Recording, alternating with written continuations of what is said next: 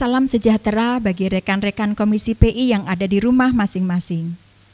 Bagi kita umat Kristiani, merayakan Natal adalah sebuah sukacita. Berbagai aktivitas dilakukan, berkumpul dengan keluarga atau sahabat, bertukar kado, beribadah di gereja, atau hal lain yang identik dengan hari Natal. Berbeda dengan Natal tahun ini, ketika pandemi melanda kita, ada banyak hal yang tidak bisa kita lakukan.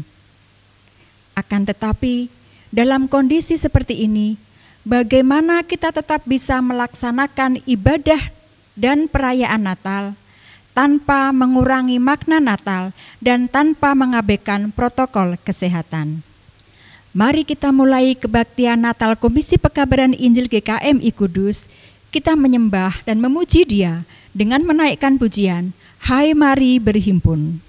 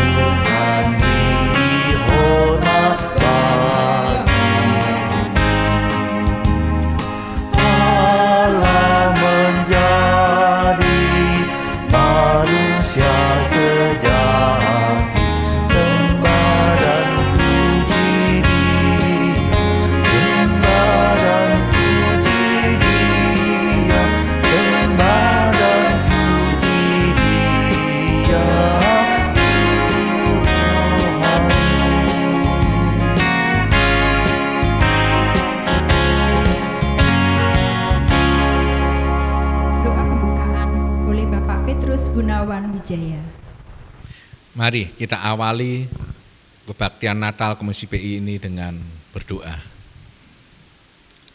Terima kasih Tuhan untuk segala berkat kasih karunia-Mu, sehingga kami Komisi PI boleh melaksanakan kebaktian Natal pada malam hari ini.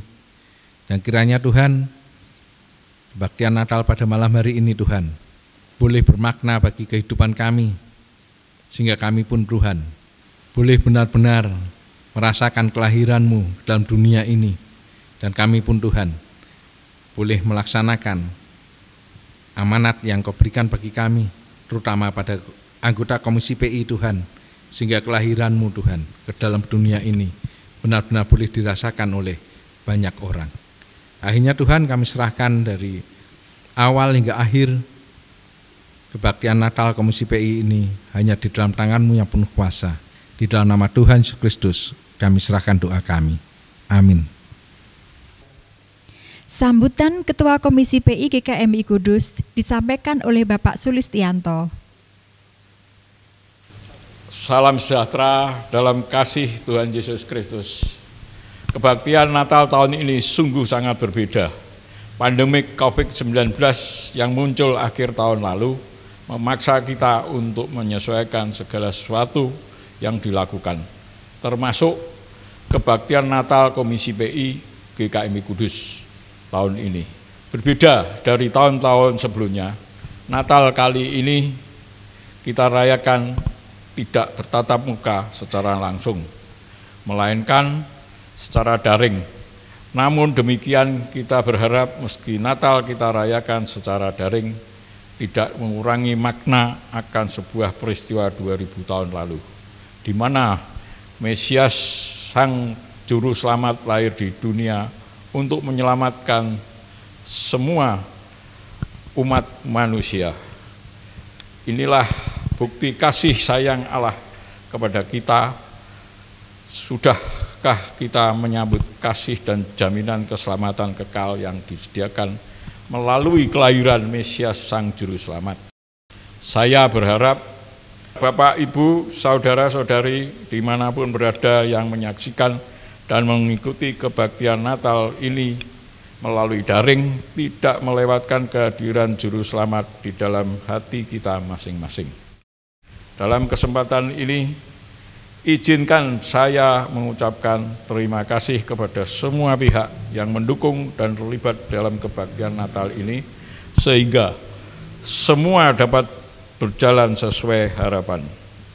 Mengakhiri sambutan ini, saya mengajak kepada setiap kita di tengah situasi pandemik COVID-19 yang masih terjadi untuk tetap hidup sehat, menerapkan 3M, mencuci tangan, memakai masker, menjaga jarak, demi kesehatan kita bersama.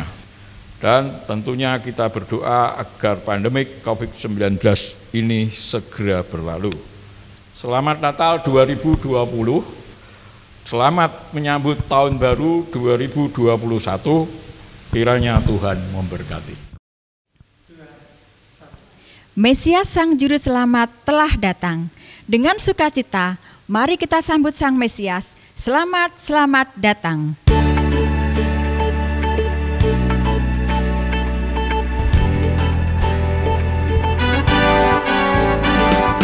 Selamat, selamat datang. Yesus Tuhanku yang turun dari surga ya rumahku. Selamat, selamat datang di dalam dunia. Tuhan jadi sama dengan manusia. Salam, salam. Bangunlah gembala, lihat Sang besar, dengan berita surga dan bergema. Sungguh malam ini Tuhan Yesus lahirlah, cari kanak-kanak yang di palungannya. Salam, salam. Orang Majus datang, lihat bintangnya, hendak mencari Tuhan dan menyembah. Maskan kemenyan dan murni persembahkannya, akan hormat Raja dan Juru Selamatnya. Salam, salam.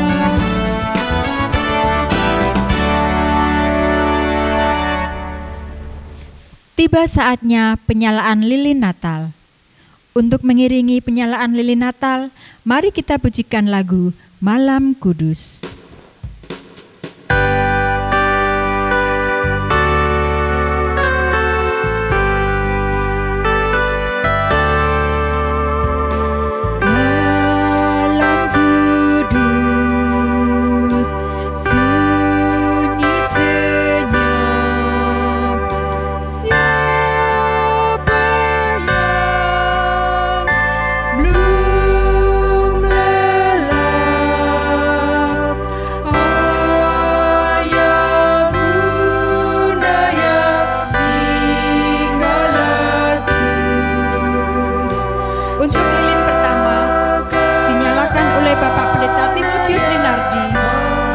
Pembina Komisi Pekabaran Injil GKMI Kudus.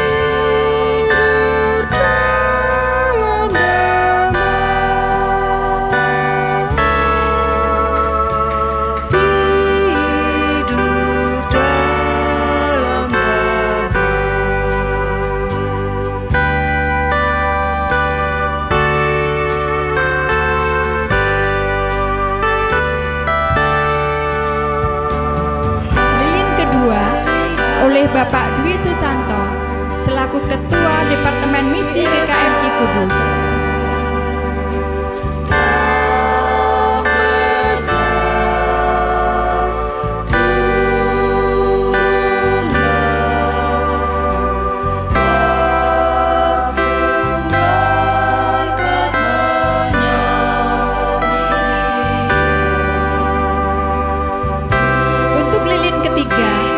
Oleh Bapak Sulistianto selaku Ketua Komisi PI GKMI Kudus.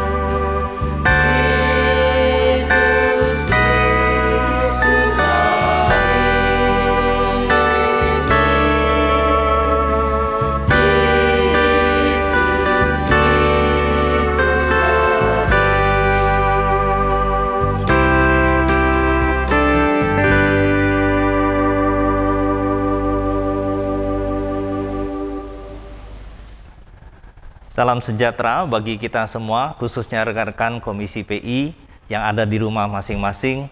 Dalam acara kali ini kita mengadakan kebaktian Natal di tahun 2020. Adapun tema Natal Komisi PI tahun 2020 adalah Mesias disebut Immanuel. Tema ini ingin mengajak umat memahami bahwa salah satu sebutan Mesias, yakni Immanuel, adalah ingin menegaskan bahwa penyertaan Tuhan di tengah pergumulan kehidupan umatnya. Tema ini ingin mengajak kita, intinya adalah bagaimana umat mempercayai Allah di tengah masa pandemi. Mari kita mendasari tema ini dengan teks yang akan kita baca bersama. Saya ajak kita membaca di dalam Kitab Yesaya pasal yang ke-7 ayat yang ke-14. Sebab itu Tuhan sendirilah yang akan memberikan kepadamu suatu pertanda. Sesungguhnya seorang perempuan muda mengandung dan akan melahirkan seorang anak laki-laki, dan ia akan menamakan dia Immanuel. Kemudian di bagian yang kedua kita membaca lagi dalam Injil Matius pasal yang pertama ayat yang ke-22 dan 23. Hal itu terjadi supaya genaplah yang difirmankan Tuhan oleh Nabi. Sesungguhnya anak darah itu akan mengandung dan melahirkan seorang anak laki-laki, dan mereka akan menamakan dia Immanuel, yang berarti Allah menyertai kita. Berbahagialah setiap kita yang telah membaca firman Tuhan, menyimpan di dalam hati dan melakukannya di dalam kehidupan hari lepas hari. Amin. Rekan-rekan Komisi PI yang ada di rumah masing-masing, Immanuel, Allah beserta kita. Itulah arti Immanuel. Ungkapan ini memang sudah sangat umum di kalangan umat Kristen, terutama di bulan Desember di dalam rangka kita memperingati dan merayakan Advent dalam menyambut Natal. Tidak lepas dari kata Immanuel. Ya, Immanuel adalah penegasan bahwa Allah menyertai umatnya di tengah kancah kemelut kehidupan. Immanuel bukan hanya sekedar sesekali Allah melawat dan mendampingi atau mengunjungi, namun Allah menyertainya secara terus-menerus. Itulah berita penghiburan dari Allah dalam perjalanan sejarah kehidupan umat Allah. Rekan-rekan yang ada di rumah masing-masing, jauh sebelum pemberitahuan malaikat kepada Maria dan Yusuf perihal Immanuel, Immanuel itu sudah diberitakan Yesaya kepada umat yang sedang bergumul di dalam pengharapan pada waktu itu.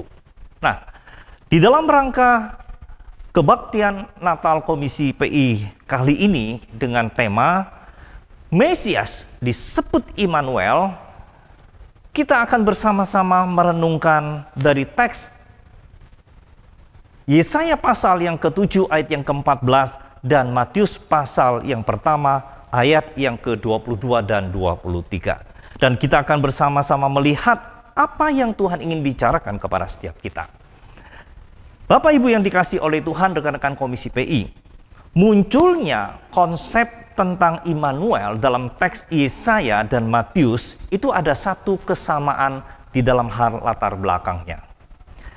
Kata Immanuel itu berasal dari bahasa Ibrani, Immanuel, artinya Allah beserta kita. Nah, kata ini muncul hanya 3 kali di dalam teks di dalam Alkitab, 2 kali di dalam Perjanjian Lama dan 1 kali di dalam Perjanjian Baru. Lahirnya istilah Immanuel ini muncul pertama kali di dalam kitab Yesaya pasal 7 ayat yang ke-14. Nah, di dalam konteks kitab Yesaya pasal 7, menurut para penafsir, ini digolongkan sebagai pasal mesianik. Karena inti utama dari beritanya adalah nubuat tentang Mesias. Nah, adapun arti Mesias itu artinya yang diurapi atau yang sempurna. Yang pertanyaannya sekalian, mengapa atau bagaimana kondisi latar belakang pada waktu itu sehingga muncul sebuah istilah Immanuel itu, yang artinya dalam pengertian di dalam nubuatan tentang Sang Mesias. Pada saat itu, kerajaan Israel itu terbelah atau terbagi menjadi 2. Kerajaan Yehuda di sebelah selatan dan kerajaan Israel yang ada di utara. Nah, namun pemisahan kerajaan ini masih menyimpan bibit-bibit kebencian. Kedua bagian kerajaan ini berusaha saling menjatuhkan, bahkan saling menguasai. Intinya, pada saat itu, sungguh karena kejahatan Raja Yehuda, yaitu Ahaz dan rakyatnya, mereka menghadapi satu hukuman oleh Tuhan. Tuhan mendatangkan hukuman kepada mereka, sehingga mereka menghadapi krisis dan ancaman. Sehingga mereka pada waktu itu menghadapi satu ketakutan yang luar biasa.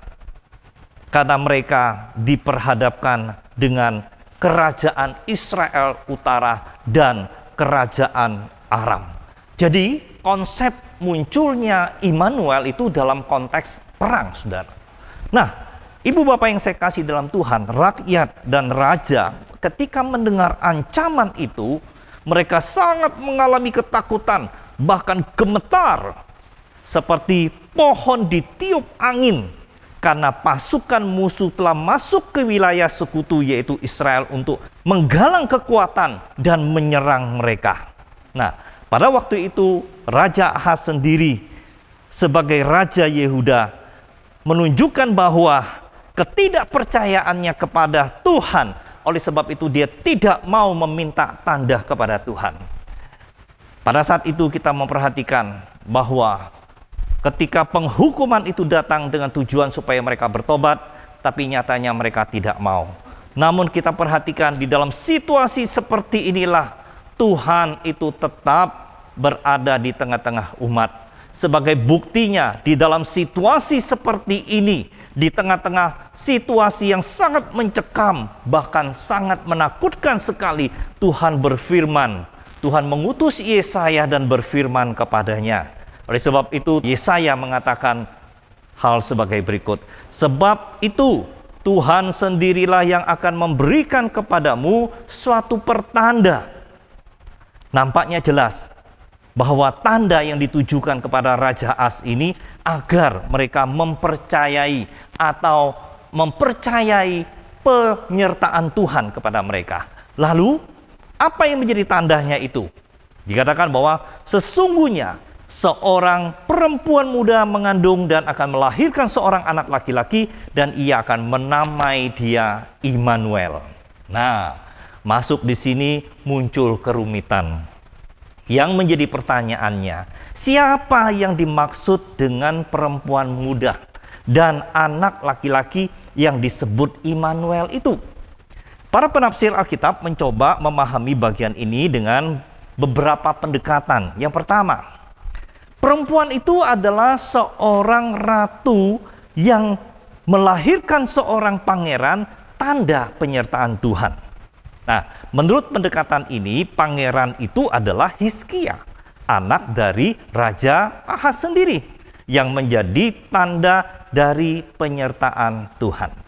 Yang kedua, perempuan itu adalah istri Yesaya sendiri, dan anaknya itu menjadi tanda penyertaan Tuhan, adalah anak Yesaya sendiri.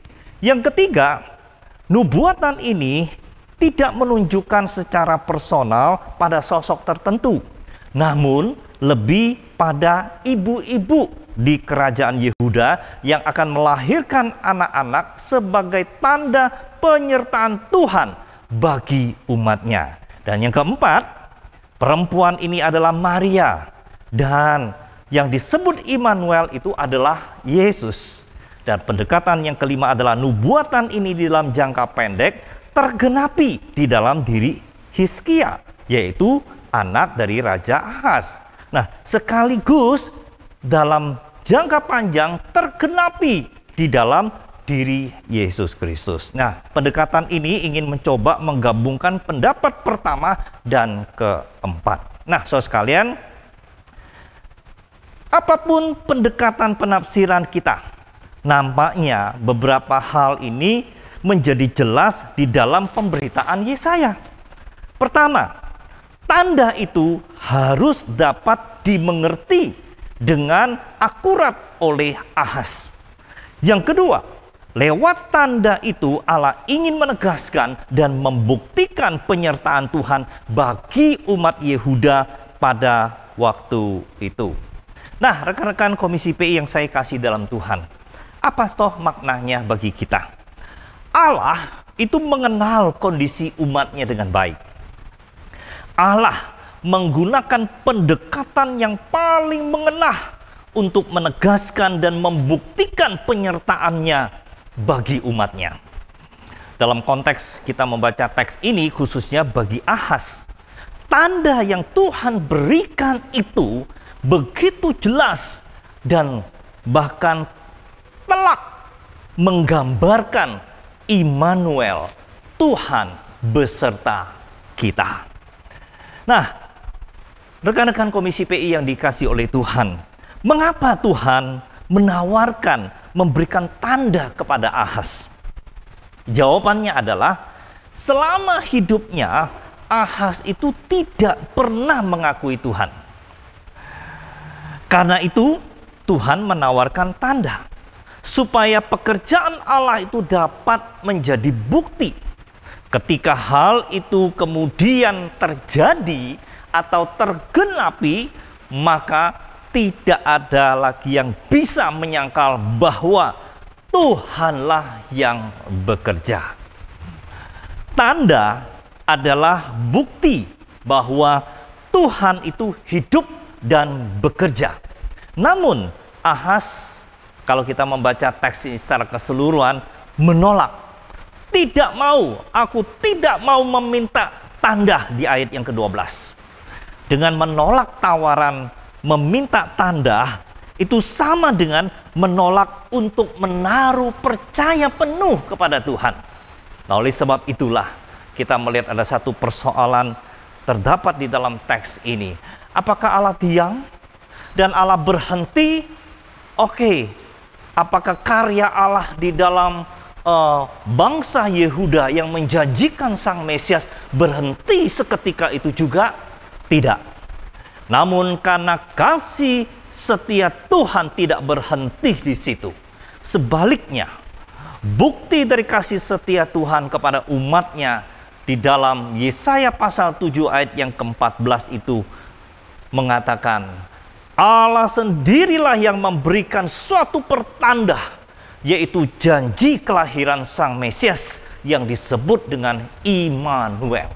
Ya, kelahiran Sang Mesias disebut Immanuel, seperti tema Natal kita kali ini. Immanuel adalah pernyataan Tuhan yang menunjukkan kasih setia Tuhan kepada umatnya. Inilah merupakan perwujudan kasih ilahi yang melewati segala keadaan, baik untuk mereka yang percaya maupun tidak, menerima atau menolak, bahkan baik ataupun jahat. Kasih Tuhan itu lebih besar dari segala keadaan itu. Sekalipun Raja Ahaz dalam konteks teks kita ini, saat itu dia menolak untuk meminta tanda kepada Tuhan. Padahal Tuhan sendiri yang meminta kepada Ahaz, silakan you ngajukan meminta tanda. Tetapi dia tidak melakukan itu. Tapi Tuhan berkehendak memberi tanda. Karena bagaimanapun Tuhan mengasihi umatnya. Tuhan masih ingin berelasi dengan mereka. Tuhan ingin mewujudkan Sang Mesias itu melalui garis keturunan Yehuda. Nah, saudara sekalian yang terkasih di dalam Tuhan, inilah maknanya tema bagi kita. Mesias disebut Immanuel, ingin menegaskan kepada kita bahwa ada penyertaan Tuhan di tengah-tengah pergumulan kita, umatnya. Nah, saudaraku yang terkasih di dalam Tuhan, selanjutnya di dalam Perjanjian Lama, penulis Injil Matius juga mengungkapkan nubuat di dalam Yesaya pasal yang ke-7 ayat yang ke-14 adalah nubuatan yang menunjukkan kepada Sang Mesias, yaitu Yesus Kristus. 700 tahun kemudian barulah nubuat itu terwujud dengan lahirnya Yesus Kristus dari rahim seorang perawan yang bernama Maria. Dialah Immanuel itu, Tuhan yang hadir di tengah-tengah manusia. Sebagaimana Immanuel menandai kehadiran Allah yang membebaskan bangsa Yehuda dari ancaman koalisi pasukan Israel Utara dan pasukan Aram, demikianlah Yesus Kristus datang dari surga ke dunia ini untuk membebaskan manusia dari kuasa dosa. Yang jadi pertanyaannya bagi kita adalah mengapa penulis Matius mengutip pemberitaan Yesaya walaupun tidak menyebut namanya dan mengalamatkan pemberitaan itu kepada Yesus? Jawabannya adalah kutipan penulis Injil Matius dari Perjanjian Lama ingin menunjukkan bahwa Yesus adalah Mesias yang dinantikan oleh umat Israel, bahkan yang tercatat beberapa kali di dalam Injil Matius. Bahkan salah satunya yang pertama adalah di dalam Matius pasal pertama ayat yang ke-23. Itu adalah kutipan pertama di dalam rangkaian itu. Nah, penulis Injil Matius melihat bahwa janji Allah di dalam Yesaya 7 ayat 14 tergenapi di dalam diri Yesus Kristus. Maka tidak heran dalam Injil Matius menegaskan bahwa Yesus disebut oleh malaikat dengan gelar Immanuel. Nah, rekan-rekan Komisi PI yang saya kasih di dalam Tuhan, nampaknya penulis Injil Matius mencoba mengajak kita untuk melihat pekerjaan Allah, Sang Immanuel di dalam perjalanan sejarah. Allah memberikan penghiburan bagi Ahaz adalah Allah yang sama memberikan penghiburan kepada kita melalui kehadiran Yesus Kristus. Rekan-rekan Komisi PI yang ada di dalam Tuhan, zaman bisa berbeda, namun pergumulan dan pertanyaannya tetap sama. Di manakah Allah di tengah-tengah kesesakan hidupku? Mungkin di dalam konteks kita sekarang, di manakah Tuhan ketika aku menghadapi masa pandemi COVID-19 ini? Di mana Tuhan itu? Bagi umat Tuhan di zaman penulis Matius hidup, mereka harus bergumul dengan kondisi terjajah oleh Roma, oleh kerajaan Roma. Dan dalam penantian yang panjang akan hadirnya Sang Immanuel. Latar belakang situasi pada waktu kelahiran Yesus tidak berbeda jauh pada zaman Raja Ahaz, yaitu keduanya terjadi dalam konteks perang.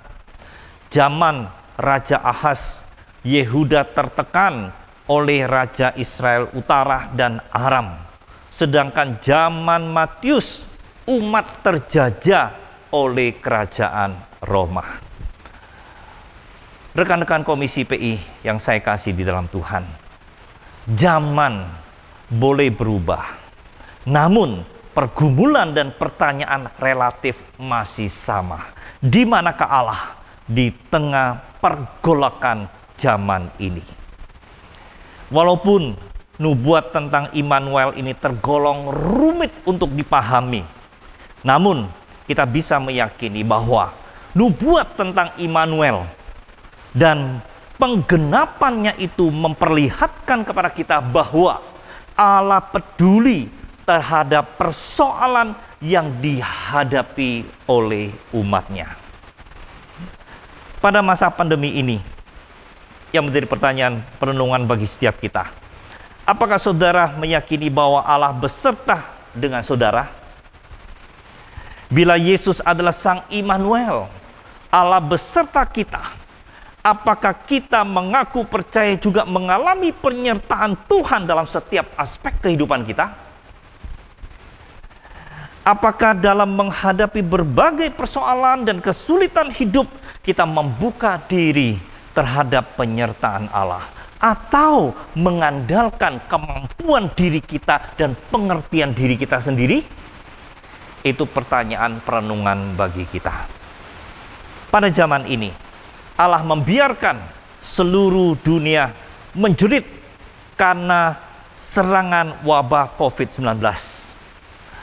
Akan tetapi, kondisi sulit yang kita hadapi ini tidak berarti bahwa Allah itu tidak peduli dengan kita. Namun, sebaliknya, Allah tetap peduli. Seharusnya, dalam kondisi sulit seperti ini, kita memandang sebagai kesempatan untuk melakukan introspeksi diri, mengkoreksi diri. Bahkan sudah sepatutnya bila kita terus-menerus untuk memperbaiki diri pula. Wabah COVID-19 seharusnya membuat kita lebih menghargai kesehatan, kebersamaan, pekerjaan, dan setiap kesempatan yang Allah berikan kepada kita. Mari kita bertanya kembali pada diri kita, apakah wabah ini membuat kita lebih taat kepada Tuhan? Apakah wabah ini membuat kita lebih mempercayai Allah kita? Bagaimana sikap saudara? Beberapa hari lagi kita akan merayakan malam Natal, lalu hari Raya Natal. Apakah yang menjadi komitmen iman saudara dalam peristiwa kelahiran Sang Immanuel? Ingat, Tuhan telah menegaskan bahwa Ia selalu beserta dengan kita. Immanuel berarti Tuhan beserta kita. Immanuel berarti Tuhan beserta kita di saat berbahaya.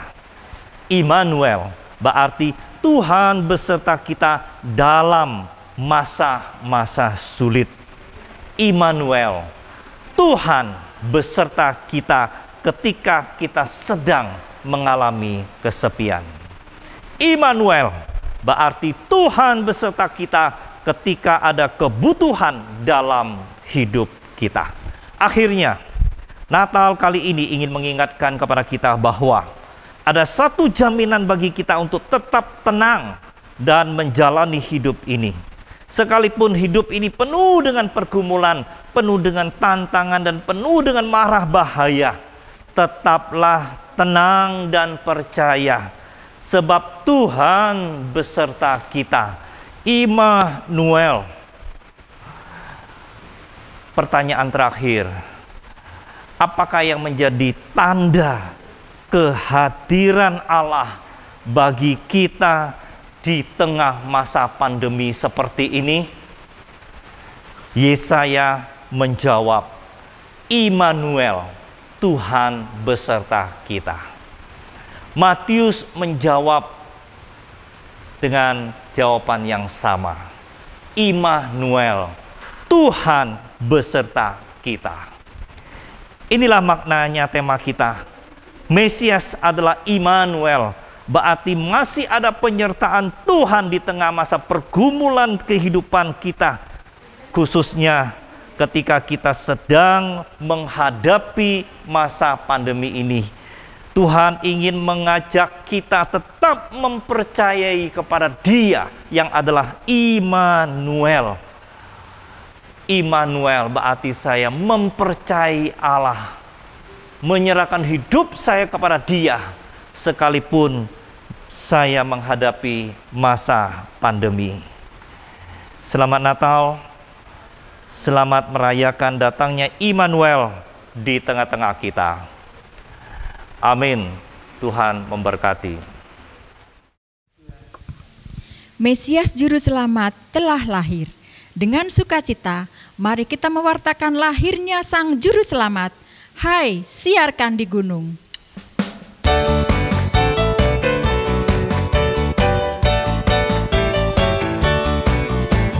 Hai, siarkan di gunung, di bukit dan di mana jua. Hai, siarkan di gunung, lahirnya Al-Masih. Hai, siarkan di gunung, di bukit dan di mana jua. Hai, siarkan di gunung, lahirnya Al-Masih.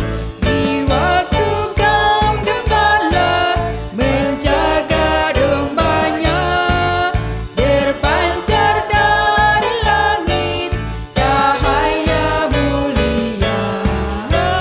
Hai, siarkan di gunung, di bukit dan di mana jua.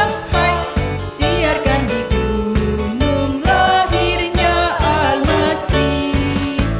Hai, siarkan di gunung, di bukit dan di mana jua. Hai, siarkan di gunung, lahirnya Al-Masih.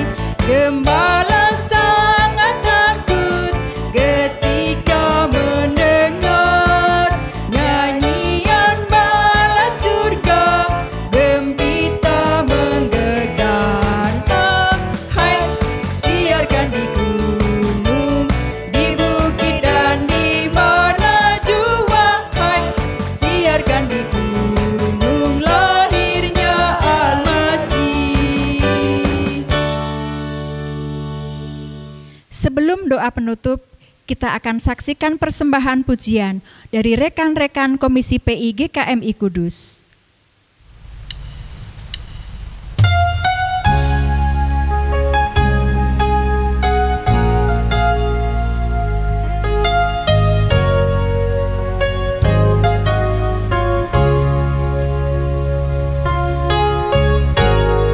Firman jadi manusia,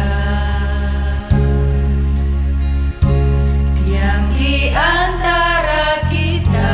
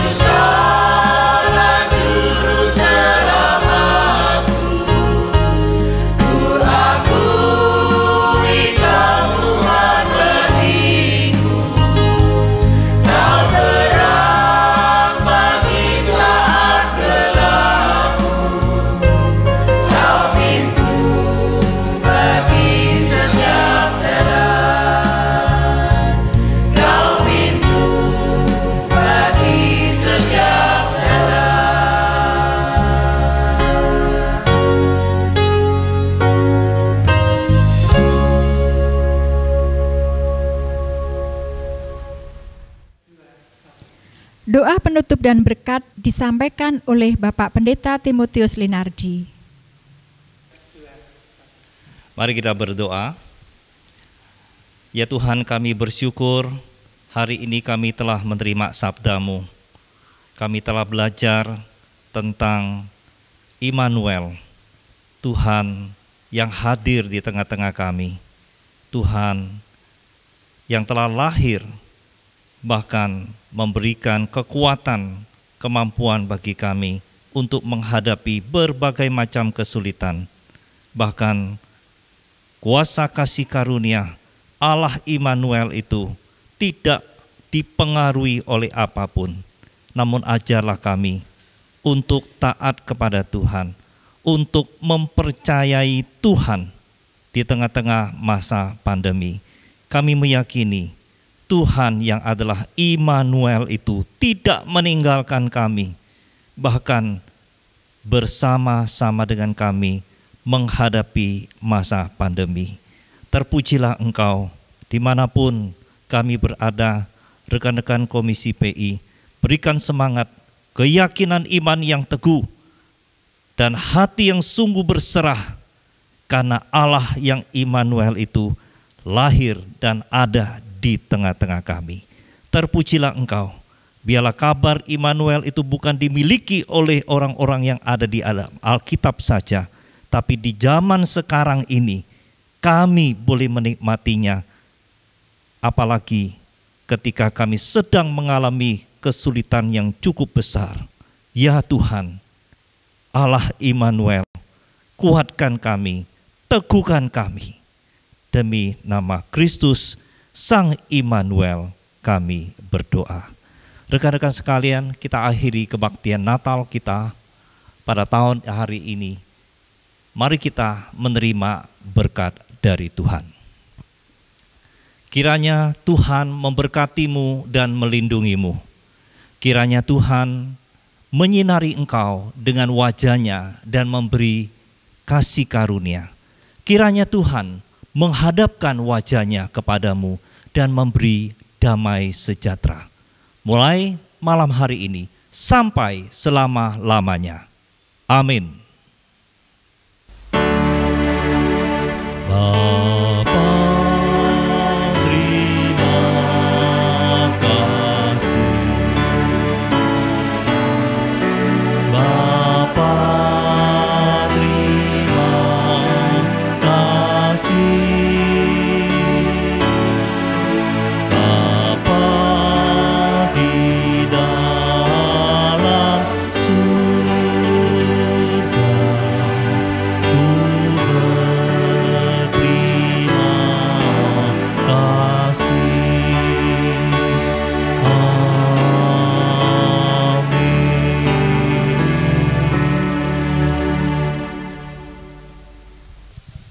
Selamat Natal dan Tahun Baru untuk seluruh rekan-rekan Komisi PI GKMI Kudus. Berbahagialah kita semua karena dapat merayakan Natal pada tahun ini. Walaupun kita tak jumpa, terimalah salam kami sebagai ucapan selamat Natal dan Tahun Baru. Sampai jumpa tahun depan, Tuhan memberkati.